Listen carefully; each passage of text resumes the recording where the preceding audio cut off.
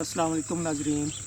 मैंने आज से 3-4 माह पहले यहाँ पे मेरे पास इंजीर का पौधा है, कंधारी इंजीर। इसके साथ मैंने एक कलमकारी के लिए इसका किया था, रूटिंग के लिए मट्टी का बांध के और छिलका उतार के जो एक मेथड होता है लेयरिंग का, एयर लेयरिंग, वो करके गया था। तो आज हम इसका रिज़ल्ट चेक करते हैं कि आया यहाँ पे रूट्स निकली हैं या नहीं निकली।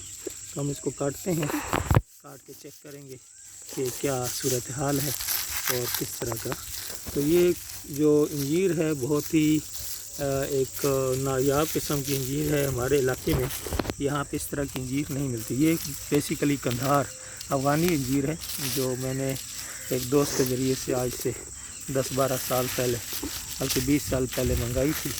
तो ये देखें, ये आप ज़रा कैमरा ज़रा करीब करें, देखें कि इसकी बहुत सारी जड़ें निकल चुकी हैं और जड़ें नज़र आ रही हैं। अब हम इसको काटेंगे यहाँ से और काटने के बाद इसको एक नई जगह पे हम लगा देंगे।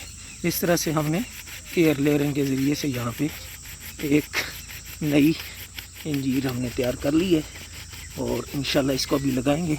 उम्मीद है कि ये बिल्कुल अच्छे तरीके से उग जाएगी, क्योंकि आगे बरसात का मौसम आ रहा है और अभी बारिशें तो स्टार्ट हो चुकी हैं। तो अभी इसको काटते हैं। तो मेरे पास इस समय कोई स्पेसिफिक टूल नहीं है, मैं छुरी से ही काटने की कोशिश कर रहा हूँ, थोड़ा सा टाइम ले रहा है। तो देखते हैं इसको कैसे सूरत हाल है।